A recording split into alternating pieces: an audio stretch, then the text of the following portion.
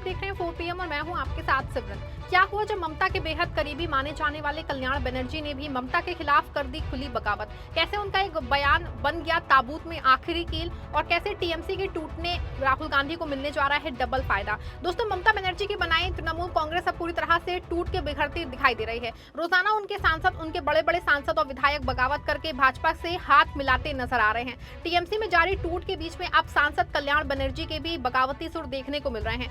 TMC सांसद ने ममता बनर्जी को सीधा अल्टीमेटम देते हुए कहा कि उनको तय करना होगा कि वो अभिषेक बनर्जी को पार्टी में रखें या मुझे। उन्होंने अभिषेक बनर्जी पे तीखा हमला बोलते हुए कहा कि आरोप लगाया कि उनकी वजह से पार्टी टूटी है क्योंकि उनका व्यवहार बेहद खराब है।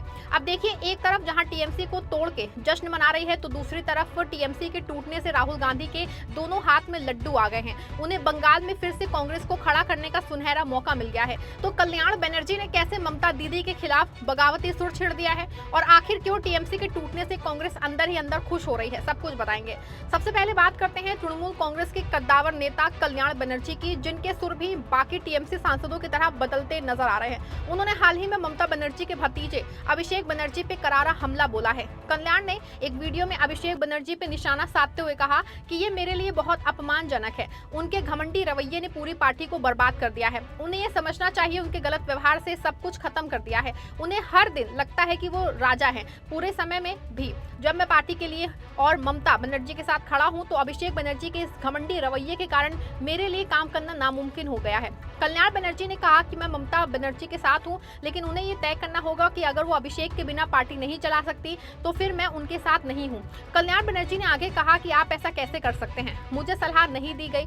सारे मामले एक व्यक्ति द्वारा हैंडल किए जाने चाहिए। मैं कोर्ट के सामने पेश नहीं होऊंगा। क्या कोई सीनियर वकील के साथ ऐसा सलूक करता है? जूनियर वकील क्या सोचेंगे? किशोर दत्ता और सब्यसाची जूनियर हैं, उनको ये समझना होगा कि उनके घमंड ने पूरी पार्टी को बर्बाद कर दिया है।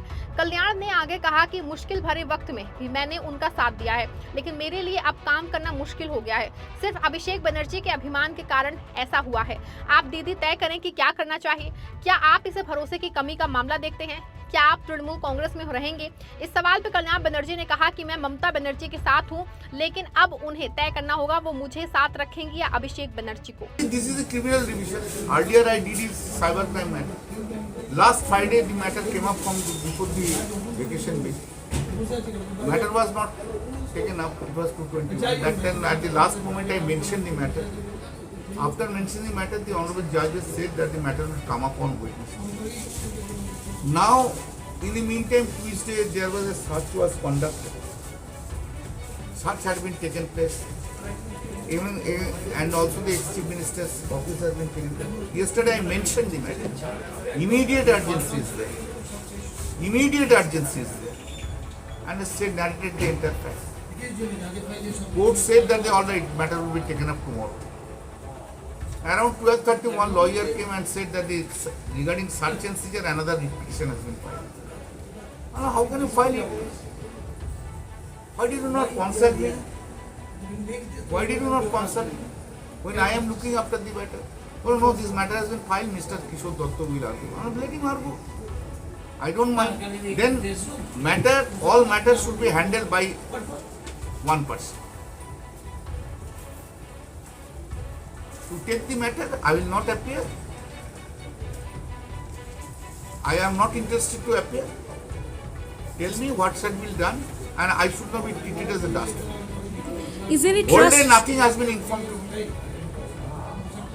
I got myself prepared in the night yesterday. Around 12:30, sent the message to my son that no, Kullan Manager is not required. One Bhattacharya will have. Very good. This is respect to a senior lawyer. These people have worked with me as junior. Either Kishore Datta or One Bhattacharya or Subhushachi Banerjee. It's a great humiliation to me.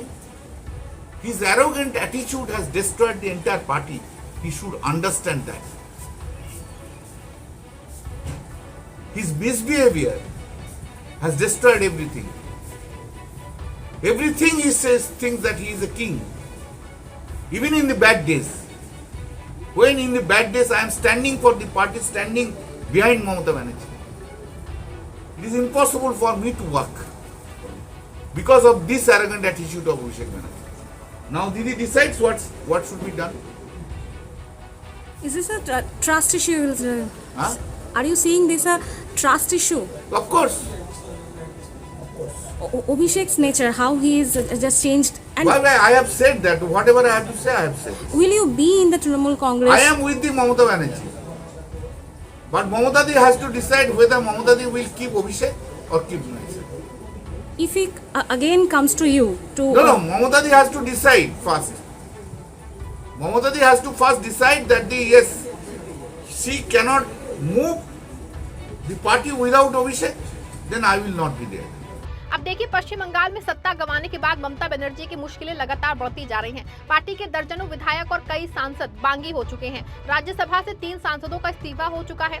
Seoni Ghosh, शताब्दी राय, काकोले दस्तीदार जैसे भरोसेमंद सहयोगी खुल के ममता के विरोध में आ चुके हैं और अब अगला नंबर कल्याण बनर्जी का लग रहा है। दावा किया जा रहा है कि ये सांसद और विधायक मिलकर टीएमसी पे दावा करके ममता बनर्जी को हाशिए पे धकेल सकते हैं। इसके साथ ही एक लोकसभा में एनडीए सरकार की भी समर्थन देंगे। इस सबसे केंद्र की सत्ताधारी पार्टी भारतीय जनता पार्टी को फायदा होना तय है, लेकिन अब मुख्य विपक्षी दल कांग्रेस भी ममता बनर्जी की हार और तृणमूल कांग्रेस के टूट का फायदा उठाने की तैयारी में है। हिंदुस्तान टाइम्स की रिपोर्ट के मुताबिक ममता बनर्जी की हार के बाद बंगाल में कांग्रेस पार्टी एक बार फिर से अपनी जमीन मजबूत करने की कोशिश में है।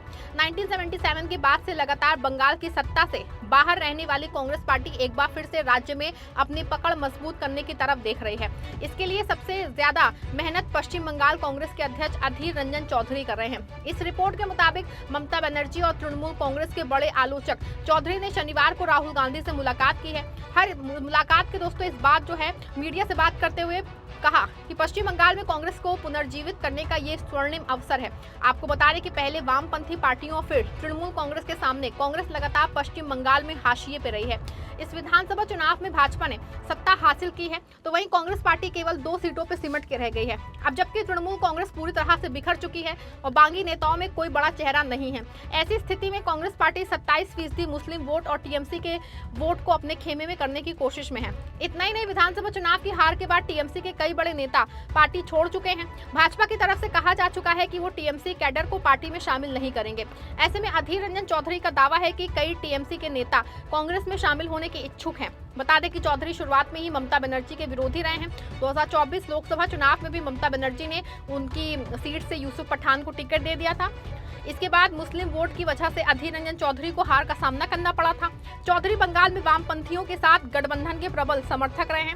हालांकि राज्य स्तर पर कांग्रेस के कई नेता इसका विरोध करते हैं। पार्टी की टूट से परेशान ममता बनर्जी को लेकर ये दावा भी सामने आया था कि वो अपनी पार्टी का विलय कांग्रेस में कर सकती हैं।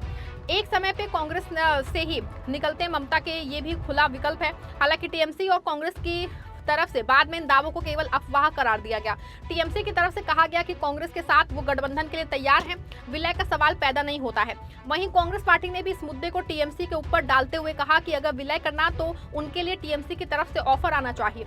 लेकिन अब सबसे बड़ा सवाल यही है कि क्या कल्याण बनर्जी की ये खुली नाराजगी केवल एक नेता की व्यक्तिगत नाराजगी है या फिर ये तृणमूल कांग्रेस के भीतर पनप रहे एक बड़े असंतोष की झलक है, जो किसी भी वक्त पार्टी को और बड़ा झटका दे सकता है। जिस तरह एक के बाद एक नेता ममता बनर्जी और अभिषेक बनर्जी की कार्यशैली पे सवाल उठा रहे हैं, उसने साफ कर दिया है कि टीएमसी के अंदर सब कुछ सामान्य नहीं है। दूसरी तरफ भाजपा इस टूट का राजनीतिक लाभ लेने की कोशिश में जुटी है, जबकि कांग्रेस भी इसे बंगाल में अपनी वापसी का सुनहरा अवसर मान रही है। ऐसे में आने वाले दिनों में ममता बनर्जी के सामने सबसे बड़ी चुनौती विपक्ष से नहीं बल्कि अपनी ही पार्टी के भीतर उठ रही बगावत को संभालने की होगी। अगर ये सिलसिला नहीं रुकता है तो बंगाल की राजनीति में एक बड़ा बदलाव देखने को मिल सकता है, जिसका असर जो है सिर्फ टीएमसी पे नहीं बल्कि पूरे राजनीतिक समीकरण पे पड़ सकता है। पूरे मामले को लेकर आप क्या सोचते हैं, आपकी क्या राय है, कमेंट में जरूर बताएगा। वीडियो को लाइक और शेयर भी जरूर करिएगा।